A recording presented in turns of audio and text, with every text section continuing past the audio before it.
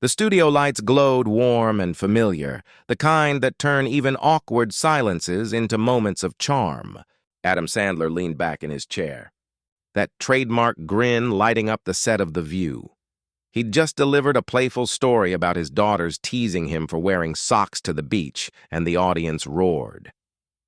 Even Joy Behar laughed, at first, but then came the question. "So, Adam," Joy began, her tone curling with amusement, "this new movie of yours, it's all about family values and tradition. Isn't that a little outdated?" The laughter stumbled. Adam blinked, still smiling as though waiting for the punchline that never came. The air changed. He chuckled softly, careful. "Well, Joy, it's not about old-fashioned stuff. It's about holding on to the people who keep you grounded." Joy leaned in, eyes glinting. "Sure, but aren't those values just code for telling people how to live?" The table quieted. The audience shifted. Adam's grin didn't fade, but his eyes did something else. They steadied. "I think people can still believe in family without judging anyone else," he said. Calm, firm. A sentence that landed heavier than it sounded. For a heartbeat, no one moved. The cameras caught it, the faint, sharp silence after a truth spoken too gently to ignore. Joy looked away first, her smirk faltering just enough for the audience to feel it, and in that split second, the room realized the joke had gone too far.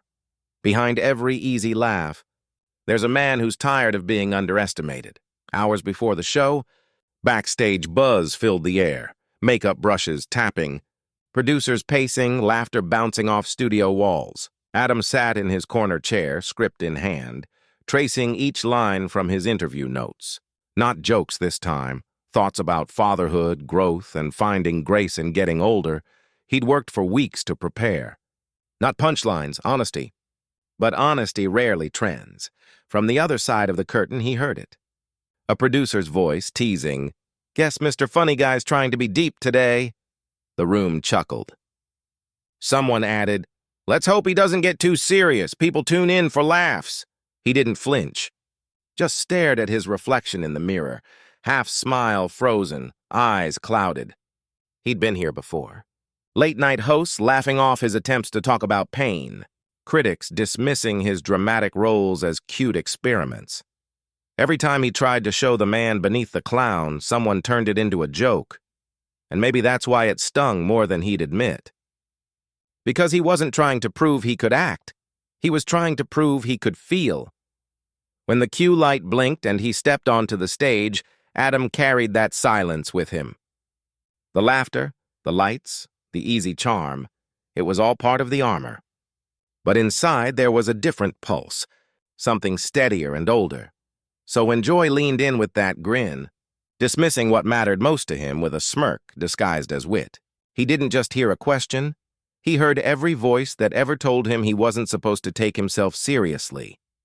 And in that moment, Adam Sandler was already done playing along. Joy didn't ask a question.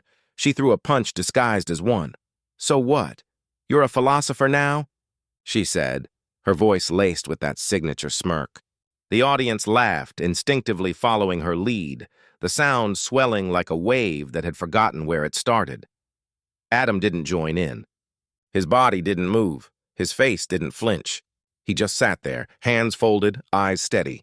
The laughter echoed, then faded, leaving behind an uncomfortable silence that felt heavier than any punchline.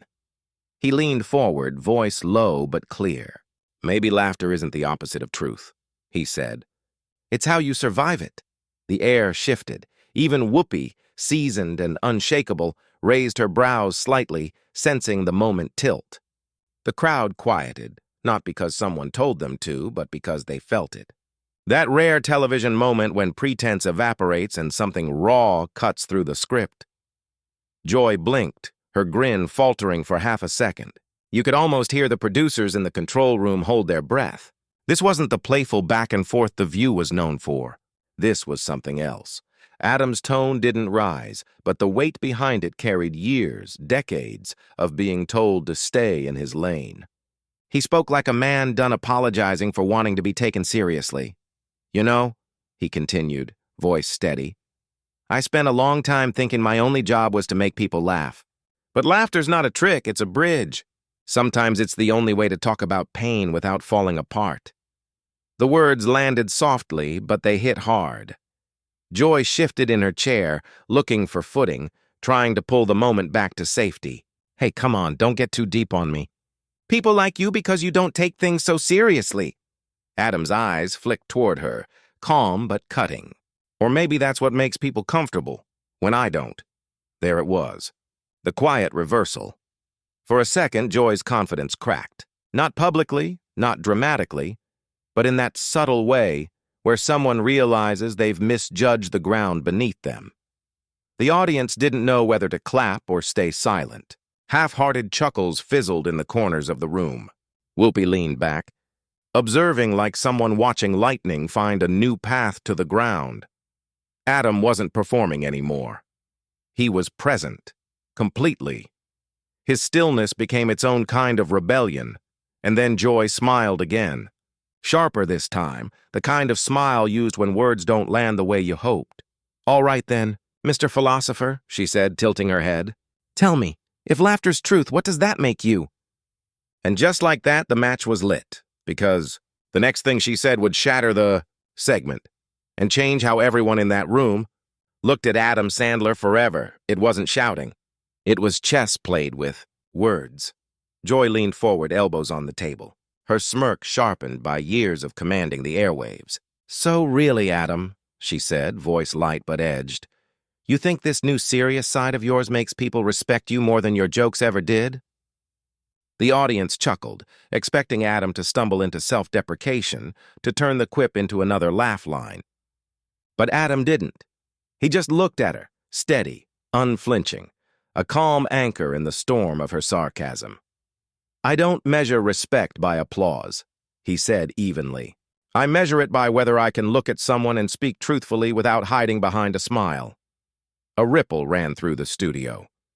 Cameras caught the micro-expressions, the subtle shift in the audience, the pause in the crew's chatter, Whoopi's raised brow. Joy's grin flickered, momentarily uncertain, as if someone had moved the board under her feet. She tried again. Come on, Adam. Everyone loves a clown. Why trade laughs for moral high ground? Adam tilted his head, faint smile now, but eyes serious. Because sometimes the laughter is at the expense of others. And I don't want to be part of that. Every word was measured, each pause deliberate, a verbal gambit that drew in the audience, making them lean forward in their seats, hanging on the tension. What started as playful banter had transformed into a duel of principles, Joy's polished cynicism against Adam's grounded, lived experience. The room's energy crackled. Laughter and murmurs turned into a collective holding of breath. Each subtle jab, each carefully chosen word became a move on an invisible chessboard. Neither player blinked. Neither yielded. Joy tried a third maneuver, sharp and playful. So you're saying I've been laughing wrong all these years? Adam's answer was calm, devastating in its simplicity. I'm saying maybe it's time we all listen to the quiet ones for a change. The statement landed like a stone thrown into still water. The audience paused, caught between amusement and awe. The tension stretched long enough to be felt as a physical weight, the kind that fills every corner of a room without a single raised voice. Joy leaned back, assessing him. The edge in her tone softened just slightly, but Adam didn't flinch. Not once, not ever. His restraint was louder than any retort could have been. And then, in front of millions, Adam said what no one had dared to say. To Joy Behar, a line that didn't just respond. It reframed the entire conversation, a line that would echo long after the cameras stopped rolling. The next sentence didn't just change the room, it changed the tone of television. Adam leaned forward, elbows resting lightly on the edge of the table, voice calm but imbued with quiet authority. You know, Joy, he said, eyes meeting hers steadily, sometimes people hide behind laughter because they're scared of feeling something real. The studio seemed to hold its breath. Cameras paused mid-pan, capturing the shift. The audience, expecting the usual bounce between humor and banter, froze in place. Even the producers, usually invisible behind the monitors, exchanged wide-eyed glances, unsure if they should cut or let it play. Joy blinked, caught off guard. Her practiced smirk faltered for the briefest moment, revealing a flicker of uncertainty. The words weren't an attack. They were a mirror, a truth laid bare on live television. The applause that followed was hesitant at first, scattered, almost questioning. Then it grew, filling the studio with warmth and tension at once. People weren't cheering for a joke. They were reacting to authenticity, to courage, to a refusal to bend under the weight of expectation. The tone of the segment had shifted irreversibly. What had started as light banter now carried gravity, a sense that something meaningful had just been spoken into the world. Every camera angle, every glance, every paused breath amplified the power of those words. The room felt suspended, a cinematic pause in the middle of chaos. Joy, momentarily unsettled, composed herself, adjusting her posture, trying to reclaim the flow, but the momentum had already changed. Adam's calm defiance had reset the rules of engagement, and then came the unseen move. The control room, flustered by the rawness on the set, decided to jump in. Producers whispered, engineers shuffled, and the director prepared a commercial cut that would attempt to dilute the moment. But moments like this don't fade easily. Attempts to control, to sanitize, only amplified its impact because sometimes the simplest, calmest truth delivered in the right tone doesn't just resonate, it ruptures the expected narrative. And that's when the control room made a decision that would backfire spectacularly. When truth hits live TV, it doesn't just trend, it terrifies. As Adam's words hung in the air, sharp and unyielding, the control room erupted in whispered panic. Producers scrambled, fingers flying across buttons, eyes darting between monitors and live feeds. The directive came swift and sudden. Commercial break. The cameras swiveled abruptly, the studio lights dimmed, and the once humming audience felt the dissonance immediately. Boos trickled through the crowd, soft at first, uncertain, but quickly swelling into a collective grumble of disbelief. The rhythm of the segment fractured, leaving a raw tension that no sitcom laughter or applause could mask. On social media, viewers had already begun to notice. Clips captured the split-second expressions, the tense silences, the half-formed reactions that the live feed had tried to erase. Within minutes, the raw footage leaked online, shared across platforms, each repost adding fuel to a fire that no network control room could extinguish. The unedited exchange, Adam's calm defiance and Joy's surprised pause, went viral, sparking immediate debate. Commentators weighed in, some defending the network's decision to cut, citing pacing and format. Others hailed Adam's courage, highlighting the moment as a rare glimpse of authenticity in a medium saturated with curated smiles. Forums lit up with viewers dissecting every syllable, every glance, turning what was meant to be a fleeting segment into a cultural flashpoint.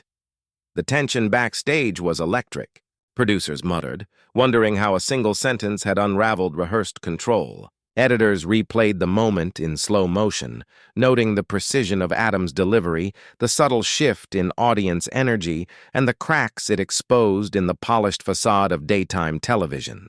It was a lesson that control, when applied to truth, often backfires. The audience in the studio fidgeted, unsure how to react. Social feeds buzzed relentlessly. Clips were commented on, remixed, and analyzed. The moment had escaped the confines of the studio, spilling into living rooms, phones, and screens worldwide. By the time the show returned, the internet had already chosen its hero. Adam's calm defiance dominated headlines, trending videos, and water cooler conversations. The narrative had shifted entirely. What the network tried to suppress only amplified the impact. In that fleeting, chaotic commercial break, it became clear. Authenticity doesn't wait for permission. And power, when threatened by truth, can only react, never contain it. The broadcast ended, but the conversation had only begun. As the studio lights dimmed and applause drained from the set, a different kind of noise filled the air. Whispers, hurried footsteps, phone calls echoing through hallways.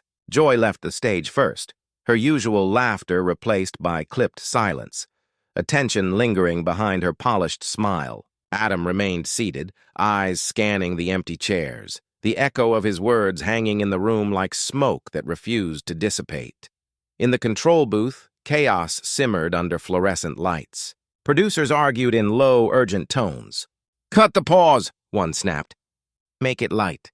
"Keep the energy up," another shook her head firmly. "That pause is the moment. You can't erase it." The exchange had fractured more than just the segment. It had cracked open a question long avoided. Who gets to speak seriously and who is destined to be a punchline? Outside the studio, the ripples spread like wildfire. Talk show panels dissected the moment, not for gossip, but for meaning. Morning news anchors replayed clips, framing it as a study in honesty and restraint. College media classes paused lectures to analyze Adam's delivery, comparing it to cinematic monologues that demanded attention and reflection. Even rival hosts on late-night television admitted, with unexpected candor, maybe Adam reminded us that humor doesn't have to be shallow, that comedy can carry weight. Meanwhile, Adam remained silent. No interviews, no clarifications, no staged commentary. He let the world wrestle with the moment on its own, and somehow that stillness amplified the impact. Every reaction, every interpretation became part of a conversation he hadn't controlled, a conversation he had sparked simply by choosing integrity over performance. The ripple reached beyond entertainment. Discussions about respect, authenticity, and courage filtered into everyday conversations, coffee shops, offices, social circles, small waves that hinted at a larger cultural shift. And somewhere, in that quiet, unstoppable ripple, Joy realized the conversation wasn't over. It was just no longer hers to control. It wasn't about the laugh. It was about the line between entertainment and empathy. Weeks after the tense episode, Adam sat across from a podcast host, the room quiet, the microphones capturing every measured word. He spoke not with anger, but with clarity, a voice shaped by decades of balancing humor with humanity. "Sometimes," he began, "comedians hide behind the joke because truth is uncomfortable. People prefer to laugh than to feel. And if you try to speak honestly, they call you serious, or worse, they dismiss you." He didn't name Joy, he didn't need to. Every listener could see the connection, every subtle pause echoing back to that fateful segment. Adam reflected on the countless times he had been laughed at, reduced to a stereotype, or nudged to stay light when he wanted to speak from the heart. Each memory carried weight. Each lesson sharpened the composure that had stunned millions on live television. He spoke about the courage it takes to hold ground in a world addicted to performance. "Entertainment isn't just laughter," he said. "It can also be reflection. It can be challenge. It can shine a light on what we often ignore." The tone was poetic, the words deliberate, and the room seemed to hold its breath with him. Listeners didn't just hear a celebrity recounting an on-air moment. They heard a man redefining what it means to lead with integrity in a field built on applause. What was once a joke-filled segment became a blueprint for authenticity, demonstrating that restraint and thoughtfulness can be louder than any punchline. By the end of the hour, the narrative had shifted. Adam, long viewed as too serious, had become a voice of conscience, an example of courage wrapped in calm. The podcast concluded, but the resonance lingered, a reminder that honesty, even when uncomfortable, commands attention. And just like that, the man once mocked for being too serious became the voice everyone wanted to hear. The cameras turned off, but the message stayed alive. As the studio lights dimmed and the applause faded, one truth remained: Adam's composure had left an imprint no edit could erase. The segment would eventually be forgotten by the cycle of ratings and new headlines. But the way he had stood, unshaken, honest, and unflinching, echoed far beyond the walls of the View. Outside, the city carried on, oblivious to the pause that had captivated millions. Yet, for those who had witnessed it, every detail lingered. The way Adam's gaze held, the subtle shift in tone, the calm that had unsettled even the most practiced provocateur. It became a quiet lesson in strength, showing that dignity isn't loud, it's deliberate. As clips replayed on radios and streaming feeds across New York, his words resonated anew. In apartments, cars, and offices, people whispered the line that had stopped a broadcast mid-air, marveling at its quiet power. The skyline glimmered in the evening light, a cinematic backdrop to a lesson in courage, that standing still under provocation can reverberate more than any outburst ever could. Audiences reflected on themselves, realizing that the world often rewards spectacle, yet true influence comes from integrity. Adam's moment wasn't just about a talk show, it was a reminder that authenticity, patience, and measured truth can leave a mark deeper than any joke or insult. In the end, the chaos faded, but the calm stayed. The story lingered in minds and hearts, a call to action for anyone tired of noise and performance. Subscribe, share, and stand for sincerity in a world addicted to spectacle. Let the echo of dignity guide your own moments, wherever you face the choice between convenience and courage.